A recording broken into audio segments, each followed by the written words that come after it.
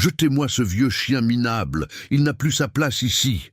C'est ce que le régisseur a hurlé, et je n'ai rien pu faire. Je suis resté là, immobile, à regarder mon meilleur ami se faire expulser du domaine. Il était mon compagnon, mon frère d'armes depuis tant d'années. Et à cet instant, c'est une partie de moi qu'ils emportaient. Mais ce qui s'est passé ensuite fait encore monter les larmes à mes yeux et fait trembler mon cœur aujourd'hui. Si vous écoutez ce récit, c'est qu'il mérite d'être entendu jusqu'au bout. Alors, profitez-en pour me dire en commentaire de quelle région vous me suivez. Et n'oubliez pas de vous abonner à la chaîne pour me soutenir. C'était un lundi. Je ne sais pas pourquoi ce détail me reste, mais c'est ainsi. Lundi, début septembre, avec ce soleil du sud qui tape fort dès l'aube, lourd et sans gêne. Le ciel était d'un bleu pur, sans un seul nuage. L'herbe était rase et sèche en lisière de pâturage. La journée avait cette odeur de poussière qui précède les pluies d'automne, comme si la terre savait déjà que l'eau allait arriver, mais qu'il lui fallait encore patienter un peu. Je m'étais réveillé avant l'aube, comme d'habitude. J'avais enfilé mon pantalon de travail, le bouton du haut ouvert comme toujours, glissé mes pieds dans mes bottines usées, et j'étais allé à la cuisine faire chauffer le café. Tonnerre était couché devant la porte de la chambre quand je me suis levé. Il s'est redressé lentement en me voyant, ce mouvement typique des vieux chiens qui commence par l'arrière-train et se termine par un long étirement, comme si les os avaient besoin d'un préavis avant de fonctionner. Il m'a regardé avec ses grands yeux sombres, plein de cette chose que j'ai appris à reconnaître en 15 ans et pour laquelle je n'ai pas d'autre mot que amour. « Bonjour, vieux frère », lui ai-je dit tout bas. Il a remué la queue 3 fois. Lentement, mais il l'a fait. J'ai emporté mon café sur la véranda et je suis resté là un moment, à regarder le domaine s'éveiller. Les coqs chantaient. Les ouvriers arrivaient de la vieille métairie que j'avais rénovée en logement. Le jeune apprenti qui s'occupait de la basse-cour ouvrait le poulailler avec ce grincement de charnière que je ne pensais jamais agresser. C'était un matin ordinaire, de ceux qui ne préviennent pas de ce qu'ils cachent dans leur sein. Bastien est arrivé plus tôt que d'habitude. J'aurais dû m'en méfier, mais je n'ai rien vu venir. Il était suivi de 2 hommes, des saisonniers qu'il avait lui-même embauchés le mois précédent, dont je connaissais à peine les noms. Il avançait de ce pas pressé de celui qui a déjà pris sa décision avant même d'arriver. Pas de bonjour. Pas un regard pour moi. Il est allé droit vers Tonnerre. Le chien était couché sous le grand tilleul, à sa place habituelle, ce coin d'ombre qu'il avait choisi comme poste d'observation depuis que ses pattes le faisaient souffrir sous le soleil. Il avait les yeux mi-clos dans cette somnolence paisible du matin. Il n'a pas entendu Bastien approcher, ou alors il l'a entendu, mais a pensé que ce n'était pas une menace, car Bastien faisait partie du domaine. C'était une odeur familière, une partie de son quotidien. Erreur fatale que de se fier à une odeur connue. « Attrape ce chien !» a dit Bastien au plus jeune des ouvriers. Je me suis levé de ma chaise si brusquement que j'ai failli renverser ma tasse. « Qu'est-ce qui se passe ?» ai-je demandé. Ma voix est sortie plus forte que prévu. Bastien m'a regardé, ce regard qui ressemblait à un haussement d'épaule. « Je vous en ai déjà parlé, monsieur Gérard. Une bête qui ne sert plus à rien devient une charge. Et une charge qui ne produit pas, on s'en débarrasse. Tu ne toucheras pas à mon chien. » Il n'a pas répondu. Il s'est tourné à nouveau vers l'ouvrier. « Prends-le !» Le garçon, un gamin d'à peine 18 ans, nouveau sur l'exploitation qui n'avait visiblement pas envie d'être là, s'est baissé et a tenté de saisir Tonnerre par le collier. Tonnerre s'est réveillé en sursaut, a aboyé une fois, cet aboiement rauque de vieux chien qui ressemble plus à un avertissement qu'à une menace, et a reculé d'instinct. J'ai descendu les marches de la véranda. « Arrête !» Le mot est sorti sec. Personne ne pose la main sur ce chien. Bastien a croisé les bras. Les autres ouvriers qui arrivaient pour le travail du matin se sont arrêtés, un par un, attirés par l'agitation. Un cercle silencieux s'est formé, comme toujours, quand la tension appelle la curiosité, même si personne ne veut l'admettre. « Monsieur Gérard » a dit Bastien avec une fausse patience qui m'irritait plus que sa brusquerie. C'est vous-même qui m'avez donné carte blanche pour gérer ce domaine comme je l'entendais. Un animal qui ne garde pas, qui ne travaille pas, qui ne produit rien et qui mange ses croquettes tous les jours, c'est une perte sèche. Vous le savez, ce chien a gardé ce domaine pendant 15 ans. Il l'a gardé. C'est du passé. Aujourd'hui, il ne garde plus rien, pas même son ombre. Certains hommes dans le cercle ont baissé les yeux, d'autres non. J'en ai vu 2 ou 3 avec cette expression de ceux qui ne sont pas d'accord, mais qui ne diront rien parce que c'est le régisseur qui commande. Je suis allé vers Tonnerre. Je me suis accroupi. J'ai posé ma main sur son cou et j'ai tenu le collier, mes doigts sentant le cuir vieux et râpé. J'ai senti son dos trembler légèrement sous ma paume. Il m'a regardé, et dans ce regard, il y avait quelque chose qui a brisé une part de moi. Il n'y avait pas de peur. Il y avait de la confiance. Il tremblait, mais il me regardait comme pour dire « Tu es là, alors tout ira bien ». Je me suis tourné vers Bastien, le collier à la main. Ce chien reste. Tant que je serai vivant sur cette terre, il restera. Ce n'est pas une discussion, c'est une décision du propriétaire. Il y a eu un silence. Un instant, j'ai cru que ça avait marché, que cet homme allait reculer, que le bon sens allait reprendre le dessus, que la décence parlerait plus fort. Mais Bastien a fait un signe presque imperceptible de la tête. Et l'autre ouvrier, le plus vieux des 2, dont la tête ne m'avait jamais revenu, est arrivé derrière Tonnerre avec une corde. Je ne l'ai pas vu à temps. La corde est passée autour du cou du chien avant que je puisse réagir. Tonnerre a aboyé, il a tiré. Le collier a glissé de mes mains car il a bougé brusquement, effrayé par le lien à son cou, et j'ai perdu l'équilibre, tombant à genoux sur le sol.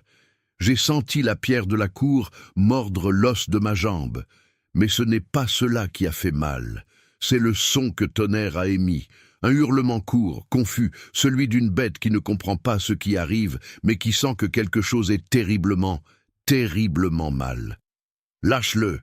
J'ai tenté de me relever. « Lâche-le, maudit sois-tu !» L'ouvrier plus âgé m'a regardé par-dessus son épaule avec ce que je ne peux appeler que du mépris.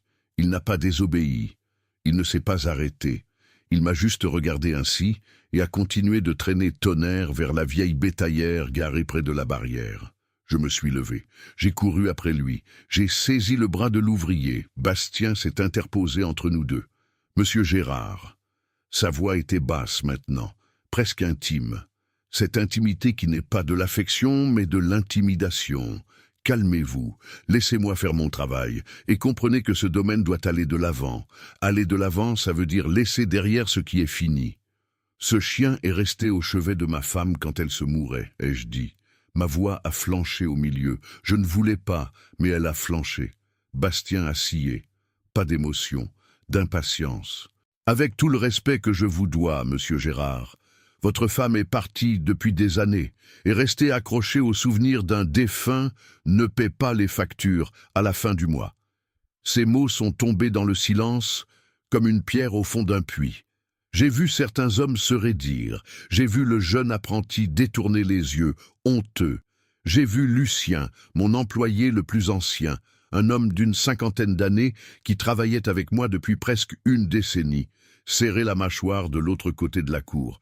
Et c'est alors que l'autre ouvrier, celui dont la tête ne me revenait pas, a lâché avec un sourire en coin « C'est ça. Après la vieille bête, c'est au tour du maître. » Le silence qui a suivi cette phrase était d'un autre genre. C'était le silence de ceux qui viennent d'entendre une chose qui n'aurait jamais dû être dite à haute voix. Le genre de chose que tout le monde pense peut-être tout bas, mais qui, une fois prononcée, devient une cruauté sans retour. Je suis resté immobile. Pas par faiblesse. Je suis resté là parce qu'à ce moment précis, j'ai ressenti une chose que je n'avais jamais ressentie de toute ma vie de labeur, la sensation d'être totalement invisible sur ma propre terre, celle que j'avais payée de ma sueur. La sensation d'avoir laissé grandir dans mon domaine une autorité qui n'était pas la mienne, et que cette autorité me regardait droit dans les yeux pour me dire, sans le dire, que j'étais devenu gênant. Tonnerre a été jeté à l'arrière de la bétaillère. Je n'ai pas pu l'atteindre. Bastien faisait barrage. pas avec violence, avec cette froideur calculée qui est plus difficile à contourner qu'une bousculade, car elle ne vous donne rien de concret à saisir, rien de tangible à rendre. Le véhicule a démarré. Tonnerre est resté debout à l'arrière, les pattes instables sur le plancher métallique, les yeux fixés sur moi alors que la bétaillère s'éloignait sur le chemin de terre. Il me regardait, ses yeux sombres me suivaient tandis que la distance augmentait, la poussière soulevée par les roues engloutissant peu à peu son image. Il a aboyé une fois, une seule, et il a disparu au tournant de la route. Je suis resté planté au milieu de la cour pendant je ne sais combien de temps. Le cercle d'hommes s'est dissous. Le travail du matin a repris. Les outils ont recommencé à s'entrechoquer. Le tracteur a démarré au loin.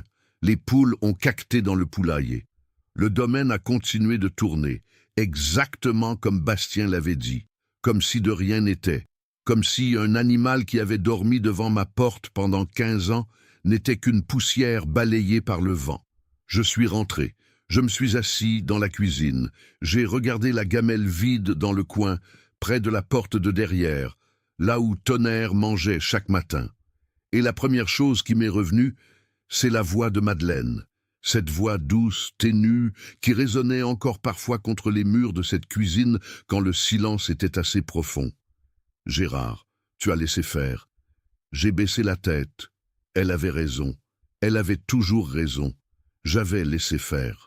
Il y a un silence que l'on connaît bien, le silence de l'aube quand tout le monde dort, le silence des champs après la pluie, quand même les grillons s'arrêtent un instant, comme s'ils écoutaient eux aussi la terre s'abreuver, le silence d'une maison après que quelqu'un est parti pour toujours.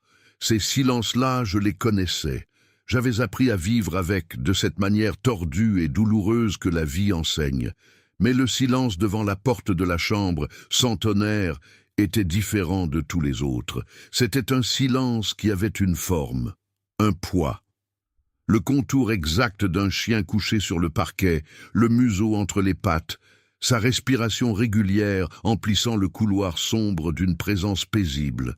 Quand je me réveillais la nuit et que ce silence m'accueillait, c'était comme recevoir un coup en plein thorax, sans avoir vu d'où il venait. Il me fallait quelques secondes pour me souvenir. Et quand je me souvenais, c'était pire que le choc. J'ai passé les 3 premiers jours à attendre son aboiement à la grille. Rien. Le 4e jour, je suis allé à la grille moi-même.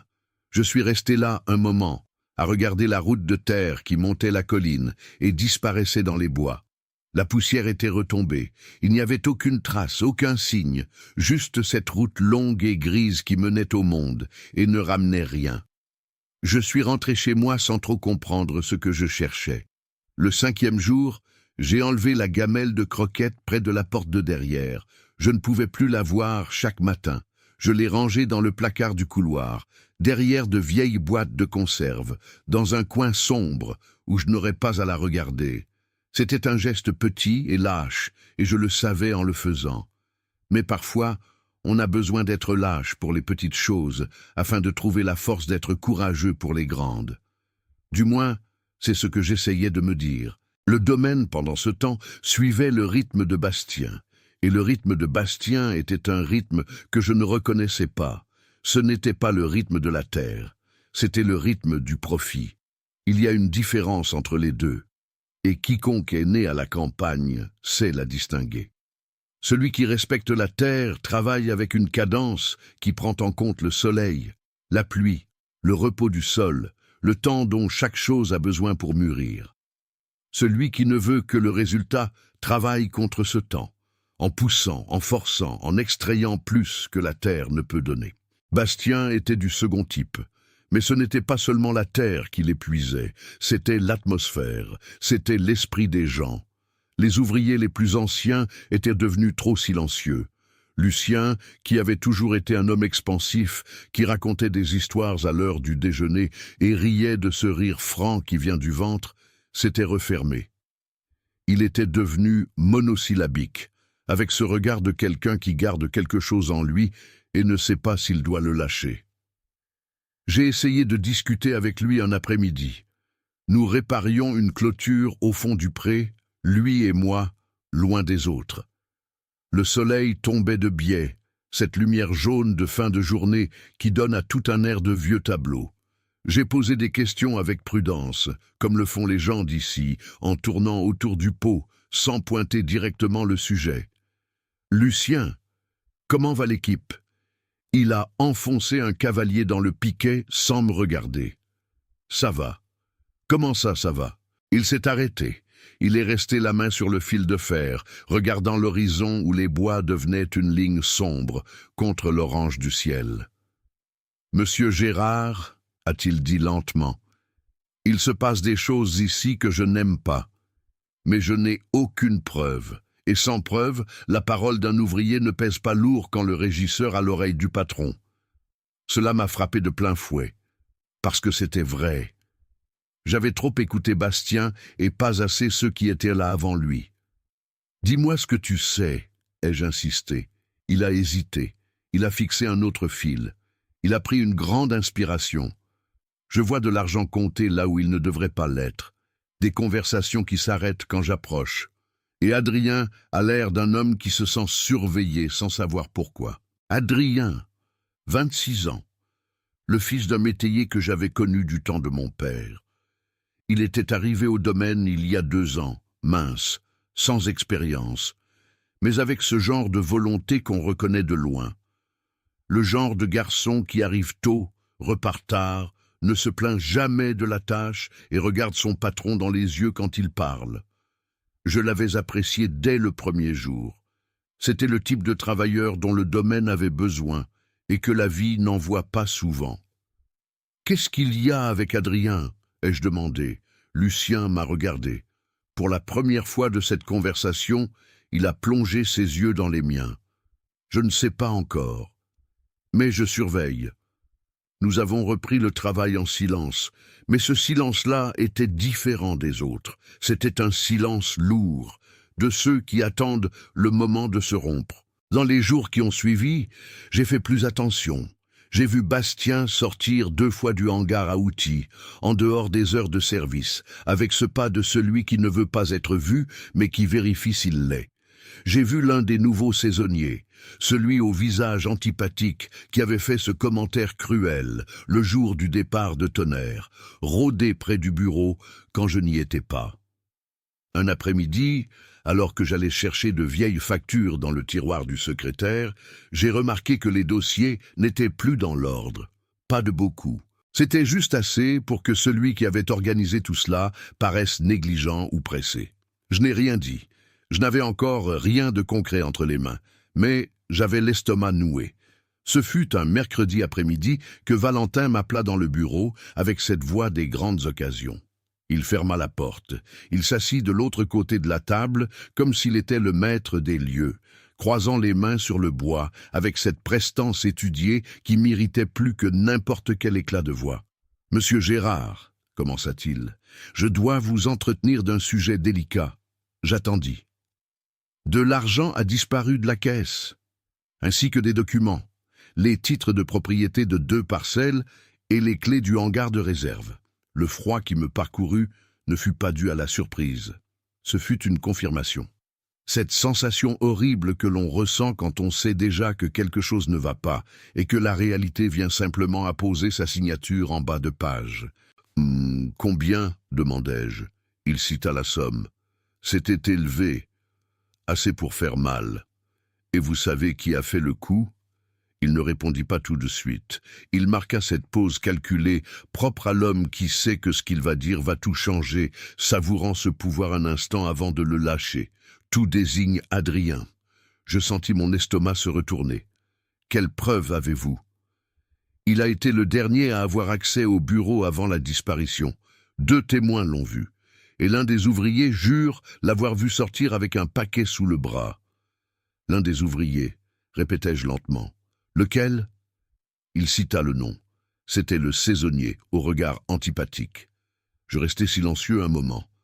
Valentin, dis-je, vous savez que le témoignage d'une seule personne, surtout de quelqu'un arrivé il y a peu, ne prouve rien. Je sais. Il ne s'y a pas.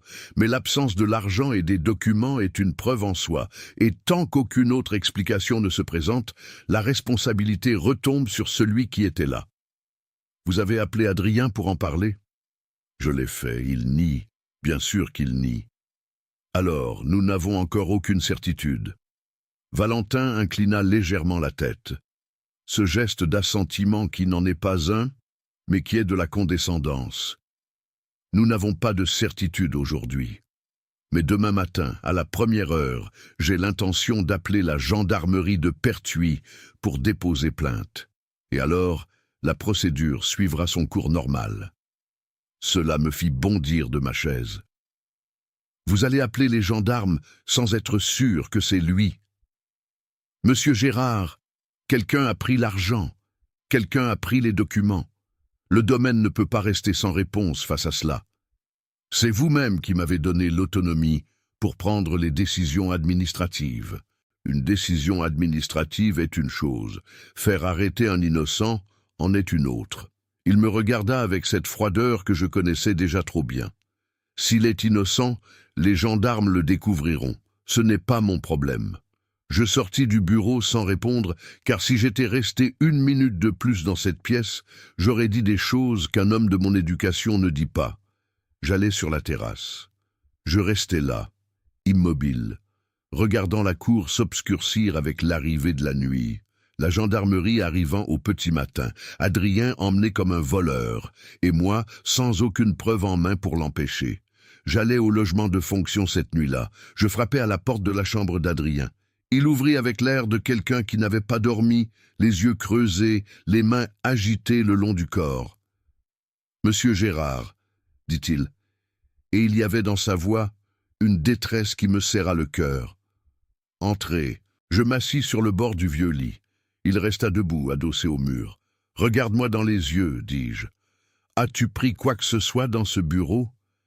Il me fixa, sans scier, sans détourner le regard. « Non, monsieur. De toute ma vie, je n'ai jamais pris ce qui ne m'appartenait pas. Ma mère m'a élevé dans la pauvreté, mais pas dans la malhonnêteté. » Je le crus. Ce ne fut pas une décision, ce fut une reconnaissance. Il y a une façon de regarder chez les gens honnêtes qui ne se fabrique pas. J'avais 62 ans et j'avais vu assez d'yeux menteurs pour connaître la différence. Alors, qui est-ce ? Il déglutit difficilement. J'ai bien une idée, monsieur Gérard, mais une idée n'est pas une preuve. Dis-moi ton idée. Il hésita. Puis il parla. Et ce qu'il dit s'emboîta parfaitement dans tout ce que je soupçonnais déjà, comme la pièce d'un puzzle que l'on cherche tout l'après-midi et que l'on trouve au moment où l'on allait abandonner. Je sortis du logement le cœur lourd et l'esprit en ébullition. J'entrai dans la maison. La cuisine était sombre. J'allumai l'ampoule jaune du plafond, cette faible lumière dont Marthe se plaignait toujours, disant qu'elle ne suffisait pas pour lire ses recettes. Je m'assis. Et c'est alors que je réalisais, dans le silence de la maison, que je regardais la porte de service, le coin où se trouvait la gamelle, l'endroit vide que Tonnerre avait laissé. « Où es-tu, mon chien ?» murmurai-je. Le silence ne répondit pas, mais dehors, la garrigue était pleine de grillons, et les grillons chantaient sans relâche, ce chant constant et antique qui m'a toujours semblé être plus un lamento qu'une musique, comme si la nuit avait besoin de quelque chose pour combler tout ce qui manque en elle. Cette nuit-là, je ne dormis pas. Je restais allongé, les yeux ouverts, écoutant le craquement des portes dans le silence, attendant un son qui ne venait pas. Le poids de cette absence était le même que d'habitude, mais cette nuit, il y avait autre chose de mêlé. Il y avait le visage d'Adrien adossé au mur de sa chambre. Il y avait la voix de Valentin parlant de gendarmerie au petit matin. Il y avait l'argent disparu, les documents volés et le coup monté que je parvenais à voir, mais que je ne pouvais prouver. Et il y avait, au fond de tout cela, une question que je ne pouvais m'empêcher de poser. Une question sans réponse rationnelle, dont je savais moi-même qu'elle n'avait aucun sens, mais qui insistait pour apparaître chaque fois que le silence devenait trop profond. Où es-tu, Tonnerre ? L'aube passa lentement. Le ciel commença à s'éclaircir du côté de la colline, et j'étais encore éveillé quand le premier coq chanta. Le matin arrivait, et avec lui, Valentin allait appeler les gendarmes. Je n'avais toujours rien pour agir. Le lendemain matin, arriva avec cette lumière grise d'avant le soleil, de ces matins qui n'ont pas encore décidé s'ils seront beaux ou pesants. Le ciel était couvert d'un côté, avec ces nuages bas qui restent accrochés aux collines comme s'ils attendaient l'autorisation de passer. De l'autre côté apparaissait une fine bande orangée à l'horizon, timide, comme une promesse incertaine. J'étais déjà sur la terrasse quand le coq chanta pour la deuxième fois. Je n'avais pas dormi. C'était un fait. J'étais resté allongé quelques heures, les yeux fixés au plafond, dans cet état qui n'est ni sommeil ni veille, où le corps repose tandis que la tête travaille sans cesse. Je m'étais levé avant 5 heures, j'avais fait chauffer le café par automatisme et j'étais allé sur la terrasse, le bol à la main, avec le poids de la journée devant moi, comme un mur que je ne savais pas encore comment franchir. Je pensais à Adrien, 26 ans, fils d'ouvrier, un jeune honnête au regard franc, qui n'avait rien fait d'autre que de travailler correctement et d'avoir le malheur de se trouver au mauvais endroit au moment où quelqu'un avait besoin d'un coupable. Je pensais à Valentin, à sa façon calculée, à la pause qu'il avait faite avant de prononcer le nom d'Adrien, savourant l'instant, à la facilité avec laquelle il avait monté tout cela, pièce par pièce, utilisant la structure que j'avais moi-même bâtie au fil des ans comme scène pour sa machination. Et je pensais aux documents, aux clés, à l'argent. Où tout cela pouvait-il être? Dans une cachette sur le domaine, certainement. Valentin ne serait pas assez sot pour emporter cela sur lui. Il l'avait caché quelque part en attendant le bon moment. Attendant que les gendarmes viennent, qu'Adrien soit emmené, que la poussière retombe, pour ensuite tout récupérer calmement, à l'heure choisie, sans que personne ne puisse faire le lien. C'était un plan simple. Et les plans simples sont les plus difficiles à démonter parce qu'ils n'ont pas de faille où l'on puisse glisser le doigt pour tirer le fil. Le soleil monta lentement derrière les nuages, éclairant la cour, sans apparaître tout à fait. Les ouvriers commencèrent à arriver. Je vis Cécile passer au loin avec cette marche pesante de celui qui porte ses soucis en même temps que ses outils. Elle me vit sur la terrasse, s'arrêta une seconde, me regarda avec cette expression qui n'avait pas besoin de mots, et continua son chemin. Adrien sortit de son logement vers 6 heures. Il vint avec ses vêtements de travail, son béret à la main, le pas ferme de celui qui a décidé d'affronter la journée même en sachant ce qu'elle lui réservait. Il me vit sur la terrasse, s'arrêta au milieu de la cour. Nous nous regardâmes un moment sans rien dire. « Bonjour, monsieur Gérard. »« Bonjour, Adrien. » Les gendarmes ne sont pas encore là. Pas encore. Il hocha la tête. Il remit son béret sur sa tête avec ce geste lent de celui qui essaie de paraître calme sans y parvenir tout à fait. Et il partit au travail. Il y alla parce qu'il n'avait rien d'autre à faire. Parce qu'un homme élevé à la terre apprend que tant que les jambes tiennent, le corps avance, même quand le cœur est en lambeaux. Cela me fit mal, d'une façon que je n'attendais pas. C'est alors que Valentin traversa la cour, en venant du bureau, téléphone à la main, avec cette expression de celui qui vient de régler une affaire bureaucratique. Il me vit sur la terrasse et vint vers moi d'un pas mesuré. « J'ai appelé la gendarmerie de Pertuis, » dit-il sans préambule. « Ils enverront quelqu'un d'ici le milieu de la matinée. »« Valentin. » Je prononçai son nom lentement. « Êtes-vous sûr de ce que vous faites? J'en suis sûr. Êtes-vous sûr de ne pas commettre une erreur irréparable ?» Il me regarda un instant, et pendant une seconde, juste une seconde, je vis passer quelque chose derrière ses yeux. Ce n'était pas du doute, c'était autre chose. Cette étincelle froide de celui qui sait exactement ce qu'il fait et qui est à l'aise avec cela. Les erreurs se corrigent, monsieur Gérard. Ce qui ne se corrige pas, c'est la faiblesse de gestion. Il tourna les talons et s'en alla. Je restais figé sur la terrasse, mon bol de café froid à la main, avec cette sensation horrible d'impuissance qui est l'une des pires choses au monde. Ce n'est pas du désespoir. Le désespoir a du mouvement, des cris, des pleurs. L'impuissance est différente. C'est rester là sachant qu'une injustice se produit sans avoir l'outil en main pour l'empêcher. Le temps passait. 6h30. 7h. Le soleil apparut enfin au-dessus des nuages et chauffa la cour d'un coup, cette chaleur de Provence qui ne prévient pas. Les cigales commencèrent leur vacarme. Un tracteur gronda au fond des vignes. Le domaine était vivant, fonctionnant, complètement étranger à ce qui s'apprêtait à s'y passer. Je fis 3 fois l'aller-retour sur la terrasse sans trop savoir ce que je faisais. J'entrai dans le bureau, je regardais les tiroirs, je regardais les dossiers en désordre que j'avais remarqués quelques jours plus tôt. J'essayais de trouver une trace, quelque chose à quoi me raccrocher. Je ne trouvais rien. Valentin avait été méticuleux. Il avait laissé juste assez d'indices pour accuser Adrien sans rien laisser qui puisse l'incriminer lui-même. Je sortis du bureau, j'allais jusqu'au portail, sans raison précise. J'y allais parce que le corps va parfois vers l'endroit où le cœur est resté prisonnier, même si la tête ne comprend pas le chemin. Je restai au portail à regarder la route. La garrigue de chaque côté. Ces chênes kermès tordus et résistants, les branches pointant dans toutes les directions comme les bras de quelqu'un qui est tombé et tente de se relever. La poussière ocre déposée dans le matin sans vent. Le silence de la nature qui n'est pas un vrai silence, mais une superposition de petits sons qui, ensemble, forment une présence. J'étais sur le point de faire demi-tour. J'avais déjà tourné le dos à la route quand je l'entendis. Je m'arrêtai. Je fis silence. C'était là, à nouveau, faible, lointain, mais c'était bien là, un aboiement. Ce n'était pas l'aboiement puissant et plein que Tonnerre avait dans sa jeunesse lorsqu'il voyait le bétail s'égarer.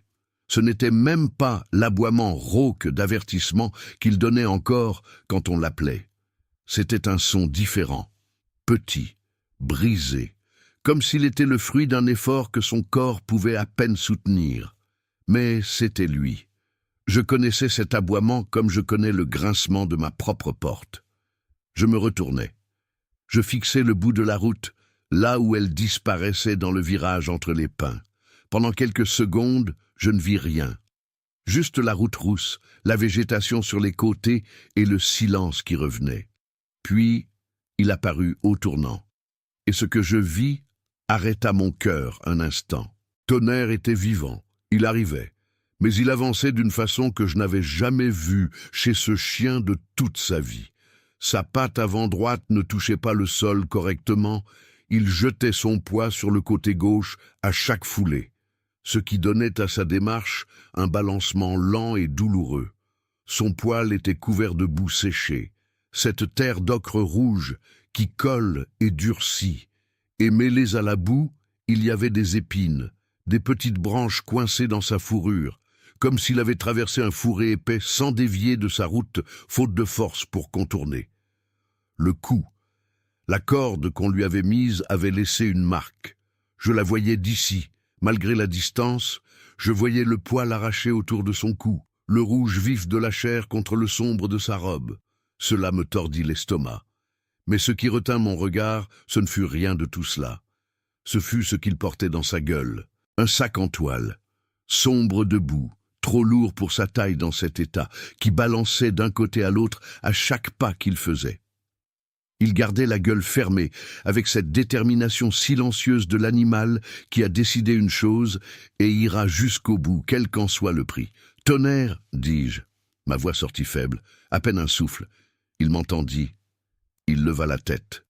Ses yeux rencontrèrent les miens malgré la distance, et il accéléra le pas. Pas beaucoup, car il ne le pouvait pas, mais il fit ce qu'il put, ce trot boiteux et souffrant d'un animal arrivé à sa limite, mais qui reconnaît celui qui l'attend, et c'est un carburant suffisant pour quelques mètres de plus. J'allai vers lui, je ne marchais pas. Je courus comme un vieil homme court, c'est-à-dire trop vite pour être digne et trop lentement pour être efficace, mais je courus parce que je ne pouvais rien faire d'autre. Je l'atteignis alors qu'il était encore à 5 mètres du portail. Je m'agenouillai sur le sol, sur la terre rouge, pleine de petits cailloux qui s'enfoncèrent dans mes genoux, et je ne sentis rien. Je posai les mains sur lui avec tout le soin du monde, avec la prudence que l'on met pour une chose fragile, revenue de loin et qui pourrait se briser si l'on n'y prend pas garde. Il lâcha le sac par terre. Il le lâcha avec ce geste définitif de celui qui a accompli sa mission et peut enfin s'arrêter. Et à la seconde où il le lâcha, ses pattes tremblèrent. Ses 4 pattes tremblèrent en même temps, ce tremblement d'une structure arrivé au bout de ses forces, et il s'effondra sur le côté avec un son étouffé qui n'était pas vraiment un gémissement ni un soupir, mais les deux à la fois. Doucement, doucement. Je posai ma main sur son flanc. Je le sentis respirer. Trop vite, trop court. Je suis là, mon chien.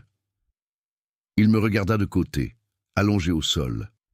Il remua la queue une fois, une seule. Mais il la remua.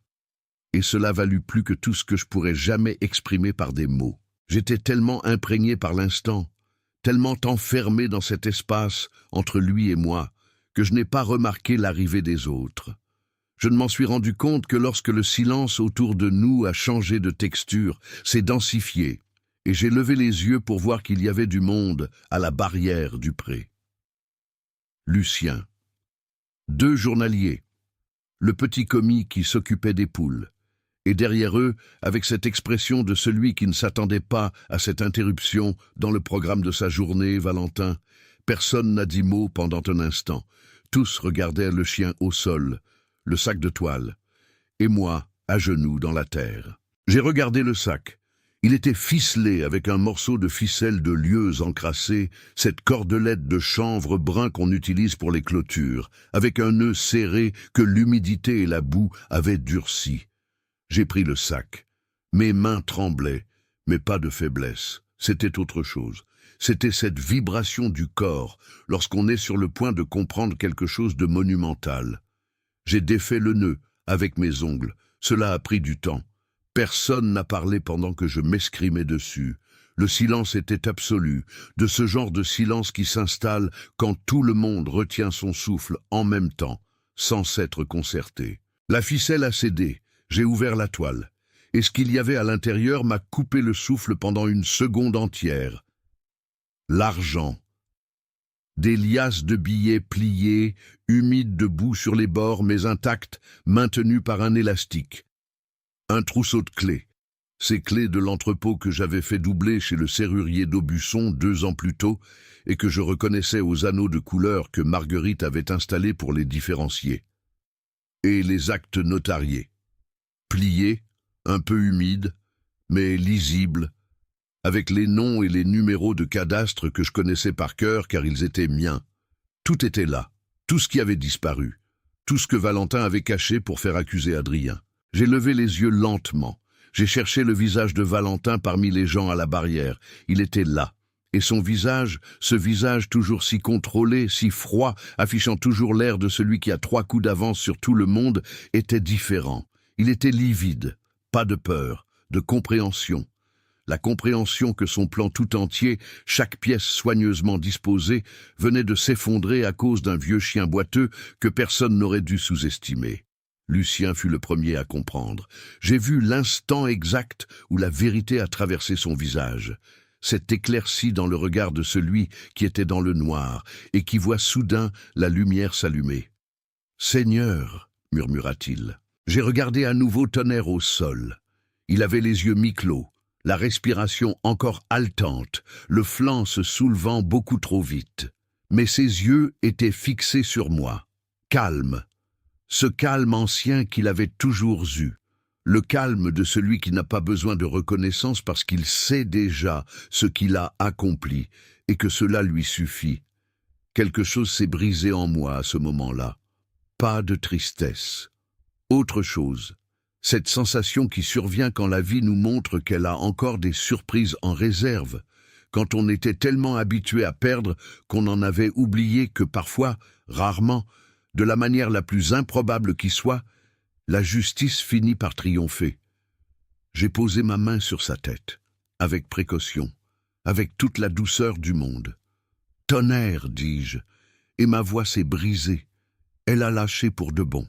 Pendant un instant, le monde entier s'est arrêté. Ce n'est pas une image. C'est ce qui s'est passé.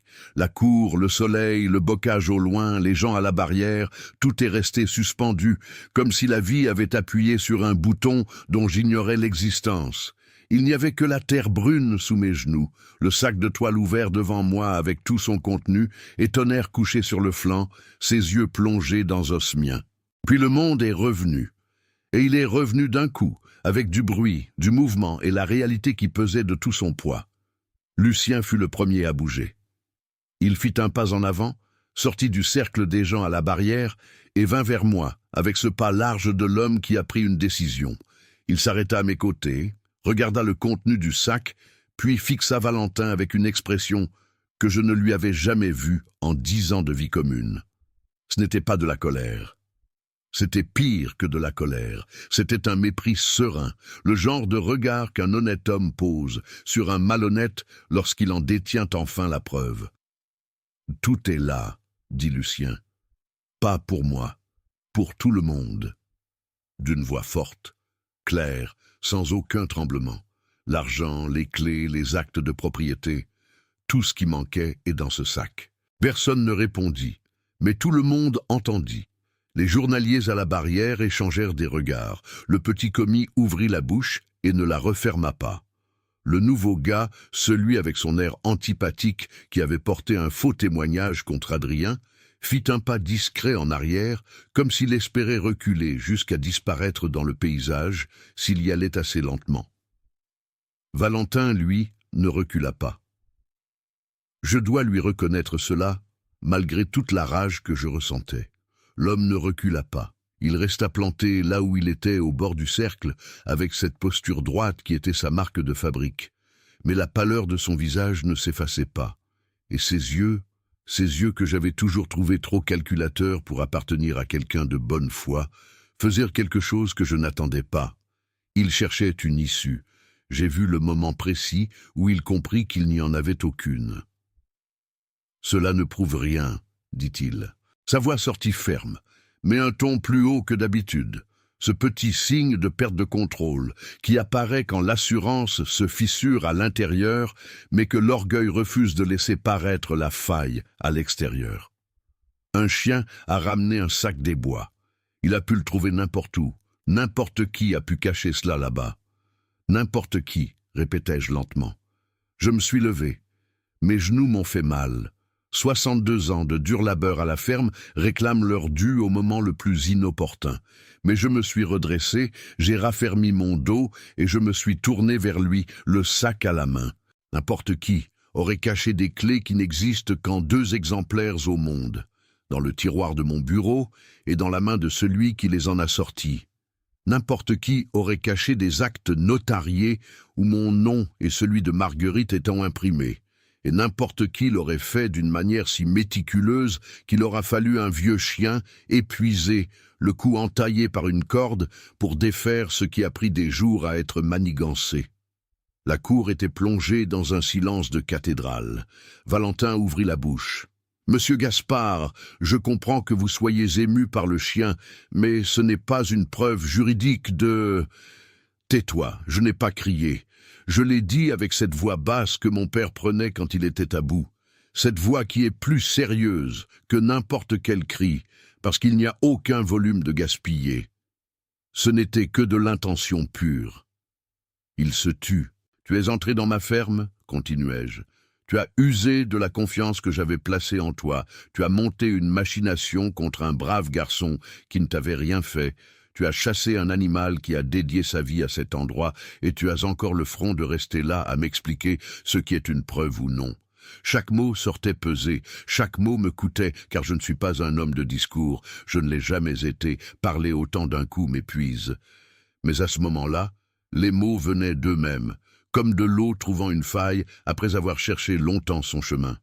« Lucien, dis-je sans quitter Valentin des yeux, va chercher Adrien. » « J'y vais de ce pas, » répondit Lucien, et j'entendis ses foulées rapides se diriger vers les pâturages. « Et toi, dis-je au journalier antipathique qui essayait de devenir invisible, tu restes là. Tu ne vas nulle part tant que tout cela n'est pas réglé. » L'homme resta. Non pas parce que j'avais une autorité morale sur lui à cet instant, mais parce que toute la situation avait créé une lourdeur dans l'air qui clouait tout le monde au sol, comme si la terre s'était épaissie et que s'immobiliser était la seule chose qui faisait sens. Valentin tenta une dernière fois. « Monsieur Gaspard, je conçois qu'apparemment les choses semblent... J'ai dit que tu te taisais. » Il se tut à nouveau. Et là, il se passa une chose que je n'attendais pas. Une petite chose, mais que je n'oublierai jamais de ma vie. Le petit commis, ce gamin d'environ 16 ans dont je connaissais à peine le nom, qui était là par hasard, car il passait avec son seau à la main quand tout a commencé, s'est approché de l'endroit où Tonnerre était allongé. Il s'est accroupi et, avec ses 2 mains, il a commencé à retirer les épines du pelage du chien. Doucement, avec soin, une par une, sans que personne ne le lui demande, sans faire d'esclandre. Il l'a juste fait. J'ai regardé cela une seconde, et cela m'a fait plus de bien que tout ce qui aurait pu être dit. Lucien revint avec Adrien 3 minutes plus tard. Le garçon arriva avec sa pioche encore à la main, sa casquette sur la tête, avec cet air de quelqu'un qui était en plein travail et qu'on avait appelé sans explication. Il s'arrêta dans la cour, observa la scène, regarda le sac ouvert dans ma main, vit Valentin figé, le visage fermé, et comprit peu à peu. J'ai vu la compréhension monter en lui comme la sève dans un tronc, lentement puis d'un coup. La pioche glissa de sa main sans qu'il s'en aperçoive. Elle frappa le sol avec un bruit sourd. « Mon Dieu !» dit-il tout bas. « C'est tout. »« Tout est là, Adrien, » dis-je. « Tout est réglé. Tu ne vas nulle part. » Il acquiesça. Ses yeux brillaient, mais il ne laissa pas couler de larmes. Il luttait, cette retenue de jeune homme élevé dans l'idée que pleurer en public est une faiblesse et qui n'a pas encore appris que ce n'en est pas une. Mais il tenait bon, et il y avait une belle dignité là-dedans aussi. Valentin fut renvoyé le jour même. Ce ne fut pas un processus dramatique. Il n'y eut pas de cris, pas de menaces. J'ai dit ce que j'avais à dire avec Lucien pour témoin. J'ai montré le contenu du sac devant tout le monde. Et j'ai dit qu'il pouvait rassembler ses affaires et quitter la propriété avant le déjeuner. Car si j'appelais les gendarmes d'Aubusson, ce serait pour consigner ce qu'il avait fait. Non ce qu'il avait tenté de mettre sur le dos d'Adrien. Il voulut parler. Il essaya au moins 3 fois. À chaque fois, j'attendais qu'il commence, et puis je disais « non », juste « non », un mot unique. Et le mot fonctionna les 3 fois, parce que la vérité était étalée sur le sol de la cour sous forme d'argent, de clés et d'actes, et contre cela, aucun argument ne tenait. Le journalier antipathique partit avec lui.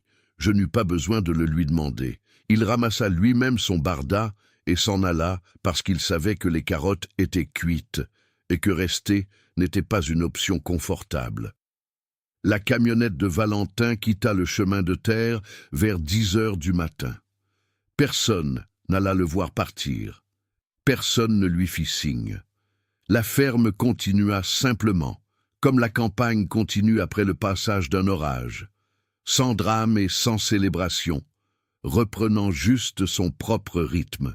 Je suis resté dans la cour jusqu'à ce que la camionnette disparaisse au tournant. Puis, je suis allé vers Tonnerre. Il était toujours au même endroit. Le petit commis avait enlevé la plupart des épines et il était en train de mouiller un vieux linge dans l'abreuvoir du bétail pour le passer avec délicatesse sur le cou blessé du chien. Tonnerre se laissait faire avec sa patience de toujours, les paupières lourdes, la respiration plus calme désormais, mais encore plus courte que je ne l'aurais souhaité. Je me suis agenouillé à ses côtés à nouveau. Avec plus de calme cette fois, sans les tremblements d'avant, sans l'urgence. Je me suis juste agenouillé et je suis resté là, près de lui, la main ouverte sur ses côtes, sentant la chaleur de son corps contre ma paume. Autour de nous deux, il y avait du monde. Lucien, Adrien, le petit commis, 2 ou 3 autres ouvriers qui s'étaient approchés sans bruit, comme des gens qui veulent être présents pour un moment important, mais qui ne veulent pas l'interrompre. Personne ne parlait. Il n'y avait que le chant des cigales dans les fourrés et le vent léger traversant la cour, soulevant une fine poussière brune. J'ai croisé le regard de Tonnerre. Il me regardait, ses yeux marrons, fatigués, dont les bords étaient rougis par les jours passés dans les bois à subir Dieu sait quoi. Des yeux de vieux chien qui a survécu à des épreuves que je ne connaîtrai jamais complètement, parce qu'il n'a aucun moyen de les raconter et que je n'ai aucun moyen de lui demander. Mais il avait ramené ce qui devait l'être. Il avait fait ce qu'un animal de son âge, dans son état, avec le cou entaillé et les pattes flageolantes, n'aurait jamais dû réussir à faire. Il était revenu, il revenait toujours. En pensant à cela, Marguerite m'est revenue en mémoire. Elle est revenue avec toute la force qu'elle a parfois, sans prévenir, sans demander la permission, s'installant simplement dans ma poitrine comme si elle n'était jamais vraiment partie. Je me suis souvenu d'elle ce jour-là, à la barrière, s'abaissant avec un morceau de pain dans la paume pour un chien maigre qu'elle n'avait jamais vu auparavant. Je me suis souvenu de sa voix disant exactement cela, avec son sourire en coin. Je me suis souvenu d'elle à la fin, dans le lit, quand Tonnerre restait dans le couloir, et qu'elle me demandait parfois de le laisser entrer. Il se couchait alors sur le sol frais de la chambre. Elle tendait la main depuis le lit, et il glissait son museau sous sa paume. Elle savait ce qu'elle faisait quand elle a adopté ce chien. Elle en a toujours su plus que moi sur les choses qui comptent vraiment. J'ai senti un nœud immense dans ma gorge. Je n'ai pas essayé de l'avaler. Je l'ai laissé là. J'ai posé ma main sur la tête de Tonnerre. Je l'ai passé lentement, avec soin, sur les poils blancs de son museau, sur le sommet de son crâne, sur cette oreille qui a toujours été plus large que l'autre. Il a fermé les yeux sous mon contact. Un battement lent, celui de quelqu'un qui se repose enfin après un effort qui lui a tout coûté. Et j'ai dit, à voix basse, mais assez forte pour que ceux qui m'entouraient puissent l'entendre. « Même vieux, tu as été le plus fidèle de tous. » Le silence qui suivit cette phrase était différent de tous les silences que j'avais connus. C'était un silence plein, de ceux qui n'ont pas besoin d'être comblés parce qu'ils sont déjà complets. Le genre de silence qui survient lorsqu'une vérité est dite au bon endroit, au bon moment, sans apparat et sans détour, et que tout le monde autour la reconnaît parce que tout le monde a déjà ressenti quelque chose de semblable à un moment de sa vie, avec quelqu'un, ou avec une bête, ou avec un souvenir qui a refusé de s'effacer. J'ai entendu Lucien s'éclaircir la gorge à côté. J'ai vu Adrien détourner le regard vers l'horizon. Ce mouvement de celui qui a besoin d'une seconde pour se ressaisir. Le petit commis a continué de passer le linge mouillé sur le cou de Tonnerre, sans lever les yeux, mais ses mains étaient plus lentes qu'avant, avec cette lenteur de celui qui ressent quelque chose dont il ne connaît pas tout à fait le nom. Tonnerre a rouvert les yeux, il m'a regardé, et il a remué la queue, lentement, avec fatigue, avec cette économie de mouvement de celui qui n'a plus d'énergie en réserve, mais qui trouve quelque part la juste dose pour dire ce qui doit être dit. 3 fois, comme le matin de ce jour terrible où tout avait commencé. 3 fois, puis il s'est arrêté, a refermé les yeux et est resté là, tranquille sous ma main, respirant. Et je suis resté avec lui, aussi longtemps qu'il le fallait. Le vétérinaire d'Aubusson s'appelait le docteur Roche, un homme d'une 40aine d'années, mince, avec des lunettes à monture fine et cet air calme de celui qui a passé sa vie entière à être appelé dans des situations difficiles et qui a appris que le calme est l'outil le plus utile qui existe. Il est arrivé à l'exploitation en fin d'après-midi, dans sa camionnette blanche aux roues maculées de boue, une sacoche en cuir élimée à l'épaule, sans poser de questions inutiles. Cédric l'avait appelé alors que j'étais encore agenouillé dans la cour, la main posée sur la tête de Tonnerre. Il a examiné le chien à même le sol, sans chercher à le déplacer avant d'avoir compris son état. Je suis resté à côté, en silence, observant ses mains travailler avec cette précision tranquille. Il a palpé les côtes, examiné les pattes, soigner le cou entaillé avec du sérum et de la gaze, vérifier les yeux, les gencives, la respiration. Cela a duré une 20aine de minutes. Quand il a eu fini, il est resté accroupi un moment aux côtés de Tonnerre, la paume à plat sur le flanc de l'animal, le regardant avec cette expression qu'ont les vétérinaires quand ils mesurent non seulement le corps, mais l'ensemble du vivant. « Il est vieux », a dit le docteur Renan. « Je sais. Mais il est robuste. Son cou va bien cicatriser, c'est un miracle que l'infection n'ait pas encore pris. Les pattes sont abîmées, mais pas cassées. Le plus gros problème, c'est l'épuisement. Il a jeté ses dernières forces dans la bataille. Il va s'en sortir? Il m'a regardé par-dessus ses lunettes. Avec du repos, de la bonne nourriture et du calme, il a ses chances. Il a marqué une courte pause. Mais n'exigez plus rien de lui, monsieur Gérard. Il a déjà donné tout ce qu'il avait à donner, maintenant c'est à votre tour de lui donner. Cette phrase est restée en moi. Maintenant, c'est à votre tour de lui donner. J'ai acquiescé sans un mot. Le docteur Renan a laissé des médicaments, a donné ses instructions à Cédric, a refusé le paiement immédiat en disant qu'il enverrait la facture à la fin du mois, et il est reparti dans sa camionnette blanche, soulevant un nuage de poussière sur le chemin de terre. Cette nuit-là, pour la première fois depuis je ne sais combien de semaines, j'ai dormi. J'ai dormi pour de bon. De ce sommeil profond que l'on ne trouve que lorsque la tension que l'on portait a enfin trouvé un endroit où se poser. Tonnerre était installé sur une vieille couverture que j'avais disposée dans le cellier, l'endroit le plus frais de la maison à cette époque de l'année, la porte entrebâillée pour laisser passer l'air. Avant d'éteindre la lumière, j'y suis allé pour vérifier. Il dormait, sa respiration était plus régulière, son corps moins contracté, ses pattes ne tremblaient plus. Je suis resté sur le seuil à le regarder un instant. « Bonne nuit, mon vieux », ai-je murmuré. Et je suis allé me coucher. Les jours suivants furent empreints d'une quiétude différente de tout ce que j'avais vécu ces derniers mois. C'était comme si toute l'exploitation avait enfin expiré un air qu'elle retenait dans sa poitrine depuis trop longtemps. Les gars marchaient d'un pas plus léger. Cédric s'est remis à raconter ses anecdotes à l'heure du déjeuner, ce rire franc qui vient du ventre et qui m'avait manqué sans que je m'en rende compte. Adrien travaillait avec une énergie renouvelée, comme quelqu'un qui a échappé à un grand malheur et qui est trop reconnaissant envers la vie pour en gaspiller la moindre heure. J'ai appelé Adrien un après-midi pour discuter.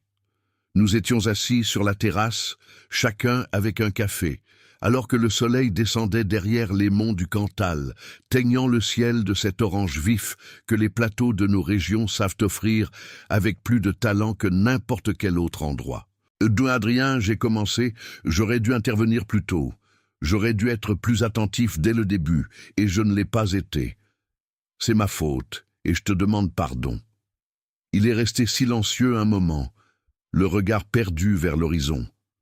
Monsieur Gérard, vous n'avez pas besoin de... Si, j'en ai besoin. Un homme qui se trompe et qui ne le dit pas se trompe 2 fois. La première fois quand il commet l'erreur, la seconde quand il fait semblant de ne pas l'avoir commise. Il s'est tourné vers moi. Il avait ce regard sérieux des jeunes gens qui essaient de comprendre le monde des anciens et qui parfois en comprennent plus que ce que l'ancien espérait. J'ai appris une chose dans cette histoire, dit-il lentement. Quoi donc? Qu'on découvre qui on est vraiment quand on est acculé. Il fit une pause. Et que parfois, celui qui vous sauve n'est pas celui qu'on attendait. Il a regardé vers l'intérieur de la maison, en direction du cellier où se trouvait Tonnerre. J'ai suivi son regard. Oui, ai-je dit, parfois ce n'est pas lui. Nous sommes restés en silence un moment, mais c'était un bon silence, de ceux qui n'ont pas besoin d'être comblés parce qu'ils sont déjà remplis de ce qu'il faut. Tonnerre allait mieux, petit à petit, pas du jour au lendemain. C'était le genre d'amélioration qui suit le rythme de la nature, qui ne demande pas de hâte et n'accepte aucun raccourci. Au 3e jour, il mangeait déjà avec plus d'appétit. Au 5e, il s'est levé seul et est allé jusqu'à la porte, humant l'air de la cour avec ce vieux museau qui savait encore ce qu'il faisait. Au 8e jour, il est venu sur la terrasse avec moi le matin et est resté couché à mes côtés pendant que je prenais mon café, son poil sentant le remède et la terre propre, son corps encore plus lent qu'avant mais présent, actif, bien là. J'avais acheté des croquettes spéciales pour chiens âgés à Saint-Flour, les meilleures de la coopérative agricole. Monsieur Valéry, le gérant, a trouvé le choix étrange quand il a vu le prix et m'a demandé si c'était pour un chien de race. J'ai répondu que c'était pour le meilleur chien de toute la région. Il n'a pas très bien compris, mais il a emballé le sac sans poser plus de questions. Un matin de la mi-septembre, avec un ciel enfin dégagé et cette lumière de début d'automne qui semble plus dorée que d'ordinaire, il s'est passé une petite chose qui a pris une grande place en moi. J'étais en train de réparer le gond du portail, celui que j'oubliais toujours de graisser et qui grinçait chaque jour. Je me suis baissé avec la boîte de graisse et le chiffon, et quand je me suis retourné, Tonnerre était assis à côté de moi, me regardant travailler. Il ne me demandait rien, il n'aboyait pas. Il ne réclamait ni nourriture, ni attention particulière. Il était juste là, à mes côtés, comme il l'avait toujours été. Comme il l'avait toujours été. J'ai arrêté ce que je faisais. Je l'ai regardé pendant un long moment. Il m'a rendu mon regard, avec ce calme qui était sa marque de fabrique depuis qu'il était chiot. Ce calme d'animal, qui n'est pressé par rien, parce qu'il comprend, d'une façon que nous ne saisissons pas, que le présent est le seul endroit où la vie se déroule vraiment. « Tu sais que tu m'as manqué, vieux frère, » ai-je dit, il a remué la queue, « et que j'ai eu tort de ne pas m'être battu davantage plus tôt. » Il a continué de remuer, et que Martine aurait été furieuse contre moi pour avoir tant tardé. Là, il a arrêté de remuer la queue. Il m'a regardé avec cette expression dont je jurerais qu'elle ressemble à une véritable entente. Ce genre de regard qui vous fait vous demander ce qui passe exactement dans la tête d'une bête qui a vécu à vos côtés pendant 15 ans et qui a absorbé plus de votre vie que la plupart des gens. « C'est bon, j'ai dit. Je sais. Pas besoin de me le jeter à la figure. » Je me suis remis au portail. J'ai graissé avec soin, mouvement après mouvement, jusqu'à ce que le grincement disparaisse. J'ai ouvert et fermé le portail 3 fois pour tester. Le silence. Enfin, Tonnerre est resté près de moi jusqu'à ce que j'ai fini. Cet après-midi-là, j'ai écrit une lettre au fils d'un ami qui travaille dans un cabinet d'avocats à Clermont-Ferrand, lui racontant ce qui s'était passé avec les documents et l'argent, demandant conseil sur la marche à suivre concernant Valentin, de manière légale et correcte. Ce n'était pas de la soif de vengeance, c'était le devoir. Un homme qui fait ce qu'il a fait ne peut pas s'en sortir sans aucune conséquence, simplement parce que je n'aurais pas le courage de m'en occuper. Il y a des choses que l'on fait non pas parce qu'on le veut, mais parce qu'on le doit. J'ai confié la lettre à Adrien lorsqu'il s'est rendu à Saint-Flour pour régler quelques factures. Ensuite, je suis allé m'asseoir sur la terrasse. Le soleil était presque à l'horizon. Le ciel avait ces couleurs que j'ai appris à regarder avec plus d'attention après le départ de Martine, parce qu'elle arrêtait toujours ce qu'elle faisait quand le ciel devenait ainsi magnifique. Et depuis qu'elle n'est plus là, je m'arrête aussi, comme si regarder le ciel pour elle était une façon pour elle de voir encore. Tonnerre a monté les marches de la terrasse lentement, une par une, avec cet effort calculé de celui qui sait que ses pattes ne sont plus ce qu'elles étaient, mais qui ne laissera pas cela l'arrêter. Arrivé en haut, il a tourné 2 fois sur lui-même à sa place habituelle, et s'est couché avec ce profond soupir d'animal satisfait. J'ai posé ma main sur lui. « Tu sais ce que tu as fait » ai-je dit. Ce n'était pas une question. Il a fermé les yeux. Je ne sais pas comment tu as trouvé cette cachette. Je ne sais pas comment tu es revenu dans l'état où tu étais. Je ne sais pas grand-chose de ce que tu as fait là-bas dehors pendant ces jours-là, et je ne le saurai probablement jamais. J'ai fait une pause. La campagne commençait son vacarme nocturne, cette transition qui arrive toujours à la même heure, quand les oiseaux de jour s'apaisent et que les grillons commencent à s'approprier le son du monde. Mais je sais que tu as utilisé ce qu'il te restait de vie pour faire ce qui était juste, et que beaucoup de gens avec 2 jambes et bien plus de force n'en feraient pas autant. Le vent passait dans les herbes hautes en contrebas. Le portail silencieux ne bougeait plus. J'ai pensé à tout ce qui s'était passé ces mois-ci, à Valentin arrivant avec sa poignée de main d'homme d'affaires, au sac d'aliments qui disparaissait. À ce matin, devant le portail, avec la corde, la bétaillère et l'aboiement d'adieu s'effaçant dans la poussière de la route, au jour de silence. À Adrien appuyé contre le mur de la chambre, les yeux brillants d'injustice. Et puis, ce matin-là, cet aboiement faible venant du tournant de la route, ce trot boiteux et déterminé, le sac en toile jeté au sol avant que le corps ne s'effondre. J'ai pensé à Martine, à ce jour-là avec ce morceau de pain dans la paume de sa main ouverte. Exactement. Elle savait. Elle a toujours su. Il y a certains choix que l'on fait sans en connaître l'importance sur le moment. Elle a choisi un chien maigre devant un portail et sans le vouloir, elle a choisi 15 ans d'une loyauté qui a traversé sa propre mort pour arriver jusqu'à ce jour, jusqu'à cette terrasse, jusqu'à cet instant où je suis ici, la main sur une vieille bête qui a sauvé un innocent et qui m'a sauvé aussi, d'une façon plus silencieuse, mais tout aussi réelle, m'évitant de passer le reste de ma vie à savoir que j'avais laissé une injustice se commettre sur mes propres terres. Il y a des choses que seul le temps enseigne. Il y en a d'autres que seul l'amour enseigne, peu importe l'amour de qui, peu importe l'amour de quoi. J'ai appris avec un chien que la fidélité n'a pas de date de péremption, que lorsqu'on décide d'être loyal envers quelque chose ou quelqu'un, cette décision ne s'altère pas avec l'âge, ne plie pas sous la fatigue, ne se brise pas devant la difficulté. Elle continue. Elle traîne son propre corps à travers les ronces s'il le faut. Elle revient. J'ai appris aussi que je m'étais tellement habitué à perdre que j'avais cessé de faire confiance à ce qui restait.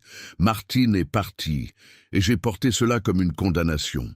Comme si tout ce que j'aimais devait s'en aller tôt ou tard, et que le moyen le plus sûr de ne pas souffrir était de m'éloigner des choses avant qu'elles ne s'éloignent de moi. Tonnerre ne m'a pas laissé faire. Il est resté à la porte de ma chambre, même quand j'avais cessé de mériter sa présence. Il est resté parce que ce n'était pas une question de mérite, c'était une question d'être. La nuit est descendue sur les collines lentement, comme la nuit à la campagne arrive toujours, sans hâte, teintant le bleu de pourpre et le pourpre de noir, jusqu'à ce que les étoiles apparaissent une par une, comme si elles vérifiaient si elles pouvaient entrer. J'ai allumé la lumière de la terrasse. Tonnerre continuait de dormir à mes côtés. Je suis resté là, assis, regardant la cour obscure, écoutant les grillons, sentant l'odeur de la terre que la nuit soulève après la chaleur du jour. Cette odeur ancienne qui est celle de toute ma vie, de l'enfance au champ, de la jeunesse au travail dur, des années avec Martine, des années sans elle. Et pour la première fois depuis longtemps, j'ai senti que j'allais bien. Pas heureux, au sens où on l'entend d'ordinaire, avec du bruit, de la légèreté et des couleurs. C'était une paix plus profonde que cela. Une paix qui reconnaît le poids de tout ce qui est arrivé et qui n'essaie pas de faire comme si cela n'avait pas pesé, mais qui parvient à rester debout malgré tout, regardant devant soi, sachant que demain il y aura le soleil, le travail, le café chaud et un vieux chien qui m'attendra à la porte de ma chambre. C'est peu. Mais c'est beaucoup aussi. C'est tout, selon les jours. J'ai posé ma main une dernière fois sur la tête de Tonnerre. Il n'a pas ouvert les yeux, il a juste remué la queue dans son sommeil, ce battement de celui qui rêve de quelque chose de bon et dont le corps ne peut cacher la joie. Dors, mon vieux, ai-je dit. Tu l'as mérité. La campagne a chanté toute la nuit.